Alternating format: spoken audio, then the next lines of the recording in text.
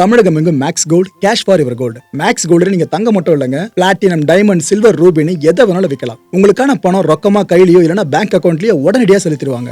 Market மதிப்பை விட 100 ரூபாய் ஒரு கிராமுக்கு உங்களுக்கு கூடுதலா கிடைக்கும். தமிழ்நாடு முழுக்க டோர் ஸ்டெப் சர்வீஸும் இவங்க ப்ரொவைட் பண்றாங்க. உங்களுக்கு கோல்ட விற்கணும்னா அதுக்கு ஒரே ஒரு பெஸ்ட் பிளேஸ் மேக்ஸ் கோல்டு தான். கால் 04445454545. வணக்கம். Big topic with Karthik Maikumar. இந்த அமெரிக்கா வர்சஸ் ஈரான் கான்ஃபிளிக்ட்டுக்கு மத்தியில சைனா வந்திருக்கு. ஆனா சைனாவை அமெரிக்கா மதிக்கும்னு நினைக்கிறீங்க?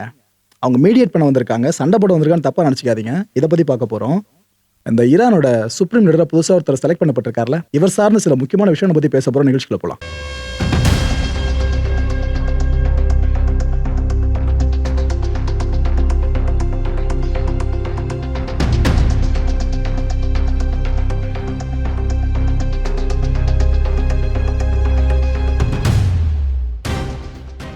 இந்தியாவில் இருக்க பல பேருக்குமே இந்திய அரசோட ஸ்டாண்ட் என்ன இந்த விவகாரத்துல இதை பத்தின தெளிவு இல்லாம இருக்கு.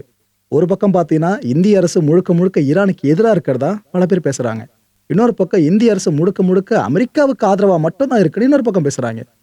ரியாலிட்டி என்னன்றத நம்ம இந்திய அரசே இப்ப சொல்லியிருக்கு. அதை உங்களுக்கு வெட்ட வெளிச்சமா சொல்லிடுறேன். அப்பதான் நீங்க ஒரு ஸ்டாண்ட் எடுக்க ஈஸியா இருக்கும். நம்ம அரசு என்ன சொல்லுது, இந்த ஈரானிய போர்க்கப்பல் இருக்குல்ல, அதை நம்ம இந்தியாவில் டாக் பண்றதுக்கு அனுமதிச்சிருந்தோம். ஒரு 3 கப்பல்கள் சார்ந்த அனுமதி கேட்டிருந்தாங்க. கொச்சி போர்ட்ல கப்பல் நின்ன விஷயம்லாம் தெரியுமா உங்களுக்கு? அதெல்லாம் நம்ம அனுமதி கொடுத்ததா அது நடந்துருந்துச்சு. ஸோ அந்த 3த்துக்கு அவங்க அலோவ் பண்ணாங்களா இல்லை 1 மட்டும் இருந்துச்சான்றது இதுக்கப்புறம் தான் தெரிய வர மக்களே. பட் நாம ஈரான் போர்க்கப்பல் இங்கே நிற்க அலோவ் பண்ணியிருந்தோம். அப்படி இந்த முடிவு எடுத்தோல, இது அமெரிக்காவுக்கு நல்ல செய்தியாகவும் இருக்கும். என்ன இந்தியா அந்த பக்கம் போற மாதிரி இருக்குன்னு அவங்க யோசிப்பாங்க, கரெக்டா? ஆனா நாம ஈரான் சார்ந்து இந்த விஷயத்த அவங்களுக்கு சாதகமா பண்ணிடணும். ஈரான் அரசு நன்றி தெரிவிச்சிருந்தாங்க இந்திய அரசுக்கு, ரொம்ப நன்றிங்க அப்படின்னு சொல்லிட்டு. இது எதுக்காக பண்ணணும்னு கேட்குறப்ப நம்ம அரசு சொல்ற விஷயம், இந்த நேரத்துல இதுதாங்க சரி, அதனாலதான் பண்ணும் அப்படின்னு கட்ஸோடு பேசியிருக்கோம். மக்களே, இப்ப நடந்துட்டு இருக்க விஷயம் இதுல திரிபுகள் எதுவும் கிடையாது. இதை தெளிவா புரிஞ்சுக்குங்க. ஸோ இந்தியா இன்னும் நியூட்ரலா தான் இருக்கு, எந்த பக்கமும் ஸ்டாண்ட் எடுக்கலன்றதுல நீங்க கிளியர் ஆயிடுங்க. இந்த அலி ஜாஃப்ரியான், இவர் இந்த ஈரானோட ஹெல்த் மினிஸ்டர் இருக்குல்ல, அதோட டெபுட்டி மினிஸ்டர். இவர் இப்ப சில நம்பர்ஸ் வெளியிட்டு இருக்காரு. அந்த நம்பர்ஸ் நான் சொல்ல சொல்ல உங்களுக்கே மனசு ஒரு மாதிரி உருக்குலைஞ்சு போயிடும். என்னப்பா இவ்வளவு பேரா செத்துருக்காங்க அப்படின்னு சொல்லிட்டு. இந்த அமெரிக்க படை இஸ்ரேல் படையும் சேர்ந்து ஈரான் அடிச்சாங்கல்ல, இதுல பாத்தீங்கன்னா கொல்லப்பட்டவங்க எண்ணிக்கை 1300 கிராஸ் பண்ணிருக்கு. 1300. இதுல 8 வயசு குழந்தையும் அடக்கம், 88 வயசு முதியோரும் அடக்கம்னு சொல்றாங்க அந்த ஹெல்த் மினிஸ்ட்ரி. 200 பெண்கள் கொல்லப்பட்டிருக்காங்களாம் இந்த கான்ஃபிளிக்ட்ல. இது வரைக்கும் 168 குழந்தைங்க கொல்லப்பட்டிருக்காங்க. கொடுமையை பாத்தீங்களா? அதுவும் அந்த 168 குழந்தைங்களும் ஒரே இடத்துல கொல்லப்பட்டாங்க. அது இன்னொரு கொடுமை. இந்த ஈரானோட மினாப் ஸ்கூல் இருக்கு பாருங்க, பிரைமரி ஸ்கூலு, அங்க இந்த பட ஆட்சி அடியில அந்த குழந்தைங்க 168 குழந்தைங்க உயிரை விட்டு இருந்துச்சு. 58 ஹெல்த் கேர் ஒர்க்கர்ஸ் காயம்பட்டிருக்காங்களாம். இதுல 11 பேர் கொல்லப்பட்டாங்களாம். 11 பேர். இந்த மக்களுக்கு ட்ரீட்மெண்ட் கொடுக்கறவங்களே கொண்டாங்கன்னா எப்படி ட்ரீட்மெண்ட் கிடைக்கல இருக்கும்? இதுல பாத்தீங்கன்னா 4 பிசிஷியன்ஸ், 2 நர்சஸ், 3 எமர்ஜென்சி ஒர்க்கர்ஸ்னு கொல்லப்பட்டவங்க எண்ணிக்கையும் காயம்பட்டவர் எண்ணிக்கையும் மேல மேல மேல போய்கிட்டு இருக்கு ஒரு செகண்டுமே. மெஜாரிட்டி பாத்தீங்கன்னா, அதாவது ஈரான்ல அதிகப்படியா கொல்லப்பட்டவங்க பாத்தீங்கன்னா எக்ஸ்ப்ளோஷன்ஸ் இருக்குல்ல, இதுல தான் அதிகப்படியாக கொல்லப்பட்டிருக்காங்களாம். நீங்க ஒரு துப்பாக்கி தோட்டால ஒருத்தரை டார்கெட் பண்ணி ப்ரிசைஸா கொள்றது வேற, ஒரு ஏவுகணை அமிச்சோ இல்லை ஒரு குண்டை போட்டோ அங்க கொத்தா மக்களை கொள்றது வேற. ஸோ எக்ஸ்ப்ளோஷன்ஸ் சொல்றாங்கன்னா இப்படிதான் அதிகப்படியாக கொண்டு இருக்காங்கன்னு அர்த்தம். இதை நினைச்சு பார்க்க முடியுதா மக்களை உங்களால? இதுல காயம்பட்ட மக்கள் இருக்காங்களே, அவங்க 2 டைப்பா பிரிகிறாங்க. ஒரு பக்கம் பார்த்தீங்கன்னா இந்த தீக்காயங்கள் ஏற்பட்டவங்க இருப்பாங்களே, அவங்க தான் அதிகப்படியாக காயம்பட்டவங்கள மருத்துவமனையில் அட்மிட் பண்ணப்பட்டிருக்காங்க. அப்புறம் இந்த கிரஷிங்க, அதாவது இடிபாடுகளுக்குள்ள சிக்கி ஒரு மாதிரி நசுக்கப்படல உடம்பு, அப்படி காயம்பட்டவங்க எண்ணிக்கையும் அதிகமா இருக்கான் ஈரான்ல. இந்த ஹெல்த் சிஸ்டம் இருக்குல்ல ஈரான்ல, அது ரொம்ப ஸ்ட்ராங்குங்க. நாங்க அதை வச்சுதான் இப்ப எங்க மக்களுக்கு ட்ரீட்மெண்ட் கொடுத்துட்டு இருக்கோம்னு அந்த கவர்மெண்ட் சொல்றாங்க. இது கூடவே மருந்து மாத்திரை அதிகமா தேவைப்படுது. ஸோ அதனால எங்க நாட்டுக்குள்ள இந்த பார்மசூட்டிக்கல் கம்பெனிஸ் இருக்குல்ல, அங்கெல்லாம் சொல்லி ப்ரொடக்ஷனை இன்க்ரீஸ் பண்ண சொல்லியிருக்கிறதாவும் ஈரானோட ஹெல்த் மினிஸ்டர் சொல்றாங்க. இந்த நேரத்துல மனுஷனா ஒரு கோரிக்கை நம்ம முன் வச்சுக்கலாம். உலக நாடுகள்ல மருந்து பொருட்கள் அவ்வளவு தயாரிச்சுட்டு இருக்கோம்ல, நம்மளால இப்போதைக்கு ஈரானுக்கு செய்ய முடிஞ்சது அந்த மருந்துகளை கொடுக்க முடியும். அதை பண்ணா கூட ஓரளவுக்கு மனிதன் நிற்கும்ன்றதை நம்ம ஒத்துக்கலாம். கடந்த பிப்ரவரி மாதம் 28 இந்த ஈரானோட மினாப்ல இருக்க அந்த பிரைமரி ஸ்கூல் அட்டாக் பண்ணாங்களே, 168 குழந்தைங்களை கொன்னாங்களே, இது ஒரு மனித உரிமை மீறல். அது மட்டும் இல்ல, போர் குற்றமா நாங்கள் கருதுறதா பல அமைப்புகளும் போர்க்கொடி தூக்க ஆரம்பிச்சிட்டாங்க. இந்த ஹியூமன் ரைட்ஸ் ஆர்கனைசேஷன்ஸ் இருக்குல்ல, அவங்க எல்லாம் ப்ரெஷரை கிரியேட் பண்ண ஆரம்பிக்கிறாங்க அந்தந்த நாட்டு அரசாங்கங்களுக்கு. அவங்க கேட்கறதெல்லாம், எங்க இப்ப ஏற்பட்ட போர் குற்றத்தை பண்ணவங்கள நம்ம எப்படி தண்டிக்காம விடுறது? இதுல பெரிய நாடோ சின்ன நாடோ யார் சம்மந்தப்பட்டிருந்தாலும் தண்டிக்கணும்னு அவங்க பேச ஆரம்பிச்சிட்டாங்க. தண்டிக்கணும்னா யாரை தண்டிக்கணும்? அந்த அட்டாக் பண்ண 2 நாடுகளையா? அமெரிக்கா, இஸ்ரேலை தண்டிச்சிட முடியுமா? முடியவே முடியாது. அதுதான் உண்மை. பவர்ஃபுல் கண்ட்ரினா சும்மா பேரு கிடையாதுங்க. அவங்கள எதுவும் பண்ண முடியாதுன்றதான் அந்த பேரு அவங்களுக்கு கிடைச்சிருக்கு. இதை தாண்டி நீங்க அவங்களை பண்ணணும்னு நினைச்சீங்கன்னா கனவு மட்டும் தான் காணணும். இதுக்கு பாசிபிளே இல்லை. இன்னொரு பக்கம் அமெரிக்காக்குள்ளேயே போராட்டம் வெடிச்சிருக்கு. போராடுறவங்க யார் தெரியுதா மக்களே? ட்ரம்ப்போட அரசு இருக்குல்ல, அதை எதிர்த்து போராடுறாங்க. அவங்க கேட்கறதெல்லாம், ஏங்க எதுக்கு இந்த போர்? உலக அமைதின்னு பேசிட்டு எதுக்கு நீங்க ஃபுல்லா போற ஆரம்பிச்சு விட்டுட்டு இருக்கீங்கன்னு சொந்த நாட்டு மக்களே அந்த அரசுக்கு எதிராக திரும்ப ஆரம்பிச்சிட்டாங்க. நியூயார்க்ல பதிவு பண்ணப்பட்ட காட்சியை தான் இங்க நீங்க பார்த்துட்டு இருக்கீங்க. அடுத்து சைனா களத்துக்கு வந்ததா பல பேர் சொல்றாங்களே. களத்துக்கு வந்தது உண்மைதான். ஆனா சண்டை போடுறது கிடையாது, சமாதானம் பண்றதுக்காக. அது மட்டும் இல்ல, கிடைக்கிற கேப்பை சைனா கரெக்டா பயன்படுத்துவாங்களே, அந்த தந்திரமான வேலையாவது நீங்க எடுத்துக்கலாம். சைனா இப்ப என்ன சொல்லுது? ஈரானோட இறையாண்மையை நாங்க எப்பவுமே மதிக்கிறோம், அதை பாதுகாக்கவும் செய்வோம்னு சொல்றாங்க. இந்த புதிய சுப்ரீம் லீடர் ஒருத்தர் தேர்வு பண்ணிருக்காங்க ஈரான்ல, முஜ்தபாவை. இது ஈரானை ஆண்டுகிட்டு இருக்கவங்களோட முடிவுப்பா. இதை நாங்க எது கருத்து சொல்லணும்? மற்ற நாடுகள் எப்படி கருத்து சொல்லலாம் அப்படின்னு கேட்கிறாரு. ஒரு நாட்டுக்கும் டொமஸ்டிக் இஷ்யூஸ் இருக்கும். அந்தந்த கவர்மெண்ட் அதை பார்த்துக்கும். எதுக்கு 3வது இன்னொரு நாடு உள்ள வந்து தலையிடணும்னு சைனா கேட்குது. சைனா கேட்டதுல இது எனக்கு மனசுக்கு கரெக்டான விஷயமா படுதுங்க. ஏன்னா அமெரிக்கா ஈரானோட சுப்ரீம் லீடர் யாரா இருக்கிறோன்றத முடிவு பண்ற இடத்துல இருக்கிறத அவங்களே கிளைம் பண்ணிக்கிறாங்க. இதே மாதிரி ஒரு நாட்டுல யார் ஆளணும்னு சொல்லி முடிவு பண்ணிட்டாங்கன்னாக்கா எப்படி மக்களாட்சி வந்து யோசிச்சு பார்க்க முடியும்? ஆனா அமெரிக்கா கிட்ட இதுதான் மக்களாட்சின்னு வாங்க. அவங்களுக்கு ஃபேவரா ஒருத்தவங்க இருந்துட்டா அவங்க தான் பெஸ்ட்ன்ற மாதிரி ப்ரொபகண்டா பண்ணுவாங்க. அதை தான் இப்போ சொல்லிட்டு இருக்காங்க சைனா. ஆக்சுவலா ஈரானுக்குன்னு அரசியல் அமைப்பு இருக்குல்ல, அதை பேஸ் பண்ணி தான் சுப்ரீம் லீடர் அப்பாயின்ட் பண்ணியிருக்காங்க. இதுல யாருமே தலையிடக்கூடாதுன்னு சொல்றாங்க. சைனா சொல்ற விஷயம் இதுதான். அதுவும் இல்லாம ரெஜிம் சேஞ்ச், இந்த ஆட்சி அதிகாரத்தை மாத்துறது, இதன் மூலமா மக்களோட சப்போர்ட்டை பெறலான்னு சில பேர் நினைக்கிறாங்களே, அது எப்பயுமே வரலாற்றில் நடந்ததே இல்லைன்றாங்க. சில பேர் யாரை சொல்றாங்க தெரியுதா? ட்ரம்ப்போட அட்மினிஸ்ட்ரேஷன் இருக்கு, அதை தான் சொல்றாங்க. நாங்க எப்பவுமே இந்த டொமஸ்டிக் இஷ்யூல இன்டர்ஃபியர் பண்ணதில்லை, அவங்களும் பண்ணாம இருந்தால் நல்லா இருக்கும்னு சைனா சொல்லியிருக்குங்க. ஓகே, ஸோ மீடியேட் பண்ற மாதிரி ஒரு விஷயத்த எப்படி ஒரு எச்சரிக்கை மாதிரி முன் வச்சிருக்காங்களே. ஆக்சுவலா அந்த புதுசா தேர்வு பண்ணப்பட்டிருக்க சுப்ரீம் லீடர் முஜ்தபா இருக்கார்ல, கமனியோட பையன், இவருக்கு 1 இல்லை 2 இல்லைங்க, 4 சவால்கள், பெரிய சவால்கள் காத்துக்கிட்டு இருக்கு. நான் சொல்றேன், அவர் இடத்துல நீங்க வந்து யோசிச்சு பாருங்க, அது எவ்வளவு டஃப்பான ஜாப்னு ஒன்று புரியும். அவர் இப்ப அப்பாயின் பண்ணப்பட்டிருக்காரு சுப்ரீம் லீடரா. நல்ல நேரத்தில் அப்பாயின் பண்ணப்பட்டிருக்காரு. நாடு போர்ல இருக்கு. இஸ்ரேல் அமெரிக்கா மாறி மாறி ஈரானை தகர்த்துக்கிட்டு இருக்காங்க. இந்த கான்ஃபிளிக்டா நேரத்தில் அவர் அப்பாயின் பண்ணியிருக்காங்க. அவர் உயிருக்கே உத்தரவாதம் இல்லைன்றதுதான் ஒரு கசப்பான உண்மை. 2வது சவால் என்ன? சர்வதேச தடைகளை நிறைய ஈரான் மேல போட்டு குவிச்சு வச்சிருக்காங்க. ஏற்கனவே ஈரானோட கரன்சி வேல்யூ இருக்குல்ல, அது அதில் பாதாளத்துக்கு போயிடுச்சு. ஈரான்ல இந்த நேஷனல் மிஸ்மேனேஜ்மெண்ட் ஒரு விஷயம் வர பெருசா போயிட்டு இருக்கு. அதாவது உள்ளுக்குள்ள நிர்வாகமே சீர்குலைஞ்ச மாதிரி ஒரு விஷயங்க. சர்வதேச அளவுலையும் பிரச்சனை, சாங்ஷன் வழியில ஈரானுக்குள்ளேயும் மிஸ்மேனேஜ்மெண்ட், இதெல்லாம் அவர் தாண்டி ஆட்சி அதிகாரம் செலுத்தணும். எவ்வளவு கஷ்டம். 3வது, இந்த ஆன்டி கவர்மெண்ட் ப்ரொடெஸ்ட் இருக்குல்ல ஈரான்ல, அரசுக்கு எதிராக போராடிக்கிட்டு இருக்கவங்க, அவங்க எண்ணிக்கை ஈரான்ல இருக்கு, உயிர் போடுதா இருக்கு. என்ன இப்போ பிரச்சனை நடக்கிறதுனால கொஞ்சம் அடங்கியிருக்காங்க, அவ்வளவுதான்.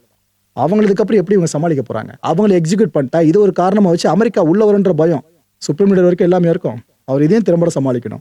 4வது விஷயம், இந்த போர் முடிகிற வரைக்கும் அவர் உயிரோடு இருக்கணும். எனக்கு தெரிஞ்ச மற்ற 3 விட இதுதான் பிக்கஸ்ட் சேலஞ்ச் அவர் ஃபேஸ் பண்ண போறது. இந்த அமெரிக்காவும் இஸ்ரேலும் அவங்க போர்க்களத்துல பண்ற விஷயங்களை ப்ரொபகண்டா பண்றதுல தவறவே மாட்டாங்க. அதை கரெக்டா பண்ணுவாங்க. அந்த வகையில அமெரிக்காவோட சென்ட்ரல் கமாண்ட் இருக்குல்ல, அவங்க ஒரு வீடியோ இப்போ வெளியிட்டு இருக்காங்க.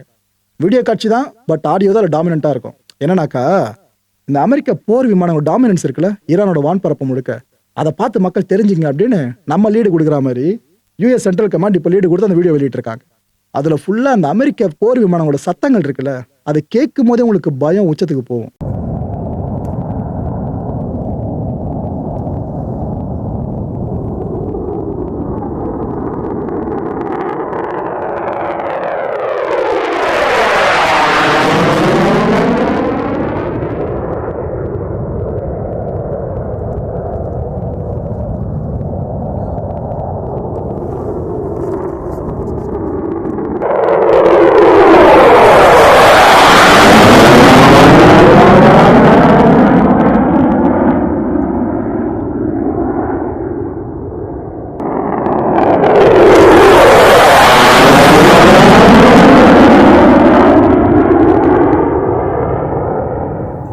நீங்க மட்டும் தான் போடுவீங்களா, நாங்களும் போடுறோம் அப்படின்ட்டு இஸ்ரேல் வேற ஒரு வீடியோ வெளியிட்டு இருக்காங்க. வேற ஐடிஎஃப் தான். அதில் என்ன சொல்றாங்க? அன்பிரேக்கபிள் பார்ட்னர்ஷிப்னு சொல்றாங்க. அதாவது அமெரிக்கா இஸ்ரேல்ன்ற இந்த கூட்டாளி நாடுகளை யாராலையும் ஒன்றும் பண்ண முடியாது, தொட்டு கூட பார்க்க முடியாதுன்னு ஈரானை நோக்கிய த்ரெட்டா ஒரு வீடியோவை ஐடிஎஃப் வெளியிட்டு இருக்கு. அதுல அமெரிக்காவோட போர் தளவாடங்கள் ஒரு பக்கம், இஸ்ரேலோட போர் தளவாடங்கள் இன்னொரு பக்கம். இதை கொலாச் பண்ணி அந்த வீடியோ பப்ளிஷ் பண்ணியிருக்காங்க ஐடிஎஃப்.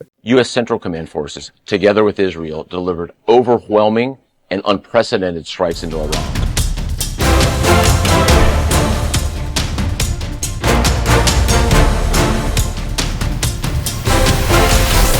இப்படி ஒரு பக்கம் களத்துல போட்டு அடிக்கிறாங்க அமெரிக்காவும் இஸ்ரேலும், இன்னொரு பக்கம் அடிக்கிறத வீடியோவா பிரிவிலேஜா எடுத்து போடவ ஆரம்பிக்கிறாங்க. இப்படிதான் போய்கிட்டு இருக்கு இந்த கான்ஃபிளிக்ட். இதுக்கு மத்தியில பஹ்ரைன் பாவங்க, அந்த மக்கள் துயரோட உச்சத்துல இருக்காங்க. பஹ்ரைனை நோக்கி வர ஈரான் தொடர்ந்து ட்ரோன்ஸ் மிசைல்ஸ் லான்ச் பண்ணிக்கிட்டு இருக்கா. இந்த இன்டீரியர் மினிஸ்டர் இருக்குல்ல பஹ்ரைன்ல, அவங்க இப்ப என்ன தெரியுமா சொல்லியிருக்காங்க, தயவு செஞ்சு நம்ம குடிமக்கள்லாம் பாதுகாப்பான இடங்களுக்கு போயிடுங்க. ஏன்னா எப்ப எங்க எந்த அளவுக்கு வருதுன்னு தெரியல, நாங்க இன்டர்செப்ட் பண்ற முயற்சி ரொம்ப தீவிரமா இருக்கும், தயவு செஞ்சு பாதுகாப்பான இடங்களுக்கு போயிருங்கன்னு கிட்டத்தட்ட வேண்டுகோளை முன் வச்சிருக்கு அந்த நாட்டு அரசாங்கம். இந்த வேண்டுகோள் முன்வைக்க காரணம் என்ன தெரியுமா, ஈரானோட மிசைல் ஒண்ணுங்க வந்து அடிச்சது பாருங்க ஒரு அடி. பஹ்ரைன்ல இருந்த ரெசிடென்ஷியல் ஏரியா, இந்த பஹ்ரைனோட சித்ரா பகுதி இருக்குல்ல அந்த ஐலாண்ட் சார்ந்து, அங்க ஒரு பெரிய அடி அடிச்சிருக்கு. அந்த மக்கள்லாம் அப்படி கதிகலங்கி போய் நிக்கிறாங்க, அப்பாவி மக்கள் எல்லாருமே. அந்த ஒரு காட்சி போதும் பஹ்ரைனோட நிலைமை என்னன்றதை உங்களுக்கு தெளிவா சொல்றதுக்கு.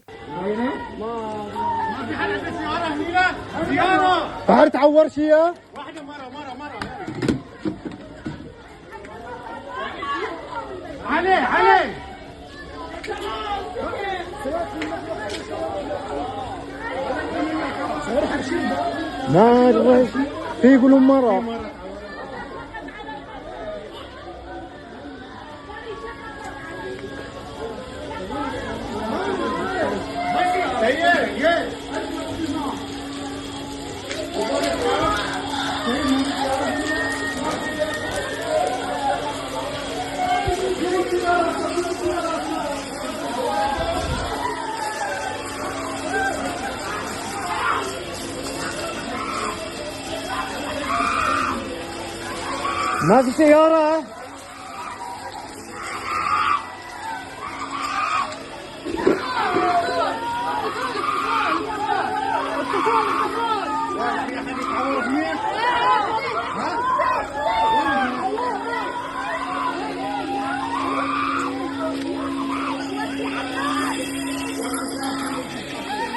இருக்கிற அனர்த்தம் போதாதுன்னு அனர்த்தத்தை பெருசாகிற மாதிரி டர்க்கி இப்ப ட்ரிகர் ஆயிட்டு இருக்குங்க. இந்த நேட்டோ நாடுகள் சைடில் என்னென்ன பண்ணுவான்னு தெரியல, கிட்டத்தட்ட அதே மாதிரி மூவ்மெண்ட் தான் இது. டர்க்கியோட டிஃபென்ஸ் மினிஸ்ட்ரி இப்போ என்ன சொல்லியிருக்கு, ஒரு 6 F-16 ஜெட்ஸையும் ஏர் டிஃபென்ஸையும் நாங்கள் ஃபுல்லாக டெப்ளாய் பண்ணிட்டோம். எங்க இந்த நார்த் சைப்ரஸ் இருக்குல்ல அங்கே டெப்ளாய் பண்ணிட்டோன்றாங்க. சமீபத்தில் ஈரானோட ஒரு அடி சைப்ரஸ் விழுந்ததா சொல்லப்பட்டுச்சுல, ஆனால் ஈரானை கேட்டால் இல்லைன்னுது. பட் எல்லாம் சொல்றது உலக நாடுகள் பெரும்பாலும் வெஸ்டர்ன் கண்ட்ரிஸ்லாம் இவங்க தான் அடிச்சாங்க அப்படின்ட்டு.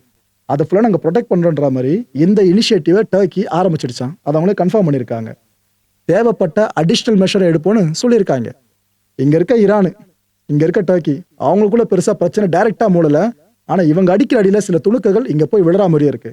இங்க இருக்க சைப்ரஸ் நாங்க ப்ரொடெக்ட் பண்ணுன்ற மாதிரி தான் டர்க்கி இப்போ உள்ள வருது. இதுக்கப்புறம் நேட்டோ நாடுகள் சார்ந்து உள்ள என்ட்ரி கொடுக்குமான்னு கேட்டீங்கன்னா அவ்வளவு தூரம் போகாதுன்னு நினைக்கிறேன்.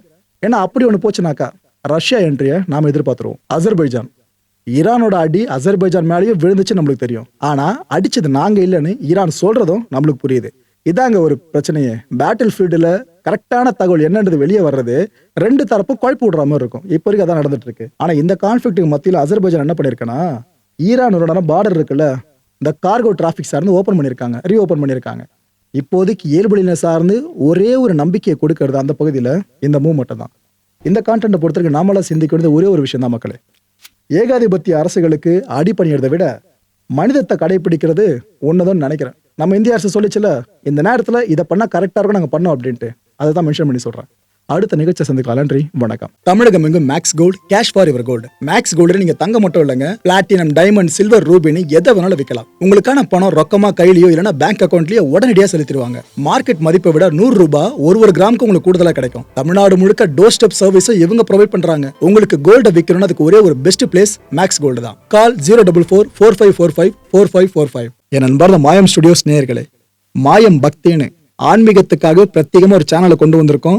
மறக்காம சப்ஸ்கிரைப் பண்ணி அந்த சேனலுக்கு உங்களோட ஆதரவை மனப்பூர்வமா தெரிவிங்க. வணக்கம் மாயம் ஸ்டுடியோஸ் நண்பர்களே. மாயம் ட்ரெண்ட்ஸ் அப்படின்ற ஒரு புதிய ஃபேஸ்புக் பேஜை ஓப்பன் பண்ணியிருக்கோம். நீங்கள் யூடியூப்பில் பார்த்துட்டு இருக்கீங்களா நம்மளோட கான்டென்ட்ஸ்லாம், இதெல்லாம் விட ஒரு படி மேலே ரொம்ப கிறிஸ்பாகவும் ரொம்ப சூப்பராகவும் நிறைய கான்டென்ட்ஸ் உங்களுக்கு இந்த பேஜில் காத்துட்ருக்குங்க. ஸோ உடனடியாக ஃபேஸ்புக் பிளாட்ஃபார்ம் போங்க, மாயம் ட்ரெண்ட்ஸ்னு டைப் பண்ணி சர்ச் பண்ணி நம்ம பேஜை ஃபாலோ பண்ணுங்கள். அப்படியே நம்ம சேனலையும் நீங்கள் சப்ஸ்கிரைப் பண்ணிட்டீங்க அப்படின்னா இன்னும் நிறைய புது புது கான்டென்ட்ஸை உங்களுக்காக ப்ரொடியூஸ் பண்ணி கொடுத்துக்கிட்டே இருப்பாங்க. நீங்கள் பண்ணுற ஒவ்வொரு சப்ஸ்கிரிப்ஷனும் எங்களுக்கு பெரிய மோட்டிவேஷனாக அமையும்.